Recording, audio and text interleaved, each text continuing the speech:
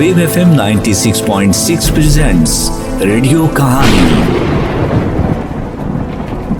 Radio कहानी में अब आप सुन सकेंगे आज की कहानी घर का भेदी। तहरीर है सैयद आरिफ नुनारी की, आवाज है फर्रुख शेख की।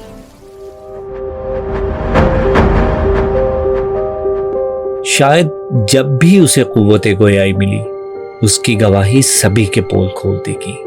किसकी गवाही? आइए जानते हैं। वो बहुत थक चुका था और उसका थकना बनता भी था। उसने क्या क्या नहीं देखा था। माजी ने उसे वक्त से पहले बूढ़ा कर दिया था। उसका ये बुढ़ापा बदन के दागों से आया था।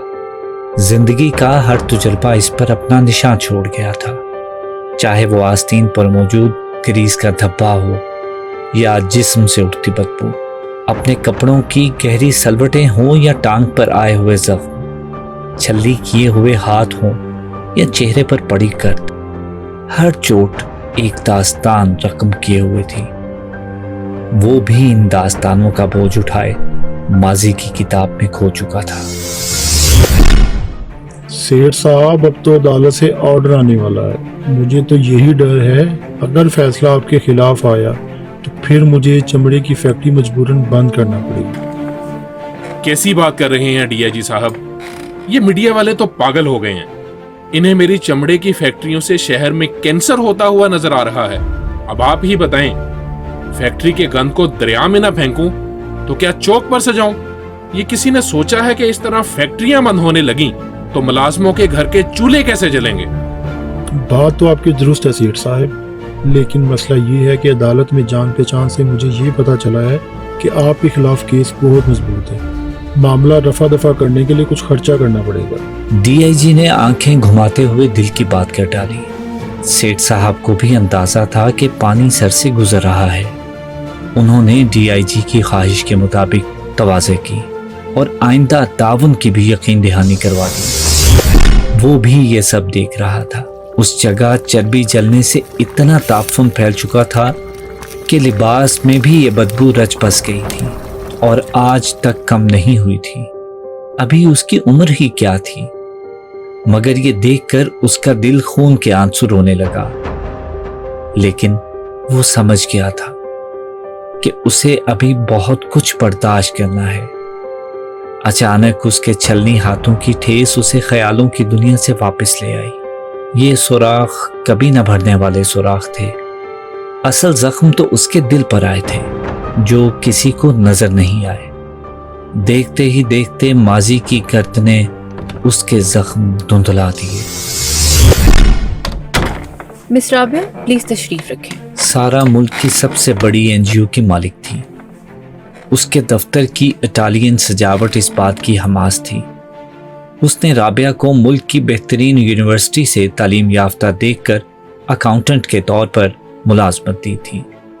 लेकिन राबिया का रवैया उसके लिए परेशान क्यों था? मिस राबिया, मैं आपके तालीमी रिकॉर्ड से बहुत मुतासिर हूँ, मगर आप जानती होंगी कि दुनिया में बहुत से काम मुख्तलिफ अंदाज में किए जाते हैं। हमने ये इदारा बहुत मेहनत से और एक अजीम मकसद के लिए बनाया है।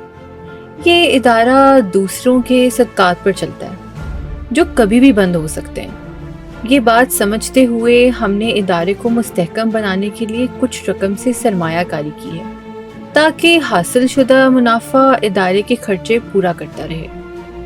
मगर मुझे इल्म हुआ है कि आपको इस निज़ाम से कोई शिकायत है। मैडम, मुझे सिर्फ ये बात चुभ रही है कि एनजीओ होने की वजह से हमें मुख्तलिफ कवानीन से छूट होती है। इस तरह रकम बाहर भेजना मनी लॉन्ड्रिंग के जुमरे में आ सकता है। आपके अंदेशे मैं समझ सकती हूँ, लेकिन फिक्र ना करें। जब हमारी नीयत साफ है तो किसी दूसरे को भी कोई मसला नहीं होगा। इससे इदारे की सलामती और इस पर इन्हिसार करने वाले खानदानों की बका मुंसलिक है। फैसला आपके हाथ में है। आप नहीं तो कोई दूसरा इस इदारे की खिदमत के लिए आ जाएगा।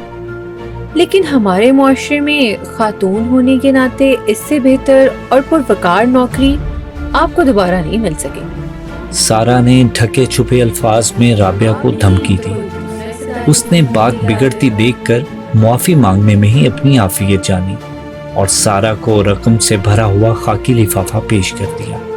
जो उसने बैंक से मंगवाया था। वो अंधेरे में लेटा ये सब सुन रहा था। जो तकलीफ ये बात सुनकर उसे पहुंची वो नाकाबिले बयां थी। ये सब बातें उसे बेचैन कर रही थी। उसकी आंखों में गम की शिद्दत से आंसू आने लगे। वो अपनी आस्तीन से आंसू पोंछने ही लगा था कि ग्रीस का धब्बा देखकर रुक गया।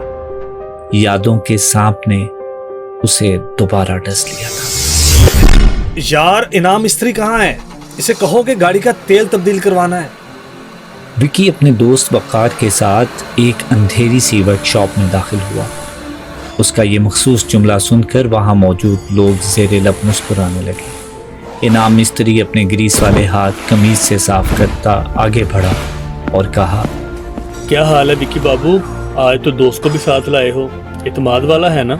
हाँ यार, अपना ही बंदा है। यार जल्दी से मेरी इम्पोर्टेड कैन लेकर आओ, आज रात दोस्तों की दावत है ना। ये लो अपना इनाम। विकी ने आंख मारते हुए इनाम के हाथ पर पैसे रख दिए।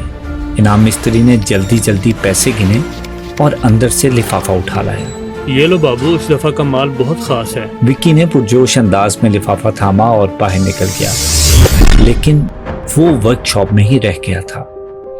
उसका ये सब देखकर दम घुटने लगा, मगर किसी को परवाह नहीं थी। सब अपने हाल में मस्त थे। ऐसे वाकयात से तो उसकी जिंदगी भरी पड़ी थी। उसने अपनी जिंदगी में फरिश्ता चेहरे से सजे शैतान भी देखे और गुनहगार बंदों के अंदर फरिश्ता सिफ्त में। वो कुड़ता था मगर बोल ना पाता। अभी उसे बोलने की सलाहियत नहीं मिली थी क्योंकि वो करेंसी नोट था। कभी वो सारा के खाकी लिफाफे में पेविस्ता पिन से लगा होता, तो कभी इनाम मिस्त्री के ग्रीस वाले हाथों में मौजूद होता। वो गली गली चप्पा चप्पा घूम चुका था। उसका सीना बहुत से राज संभाले हुए था, ऐसे भेद कि अगर कूचे आम में खुल जाएं तो बहुत सौ को मुंह छुपाने की जगह ना मिले। मगर वो ये सोच रहा था कि आखिर लोग क्यों नहीं सोचते कि जिस दिन उसे जुबान मिल गई और बोलने की ताकत अता हो गई, उसकी गवाही इनके सारे पोल खोल देगी।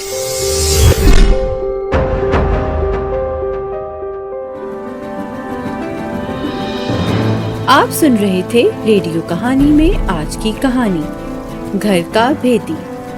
मरकजी किरदारों में शामिल थे उमर मसूद, असद फरीदी, मिनाहिल सफदर, रमल फातिमा, सलमान मुनीर और नवीद शहजाद। और इस कहानी को प्रोड्यूस किया था फर्रुख शेख, असद फरीदी, सलमान मुनीर और टीम ने।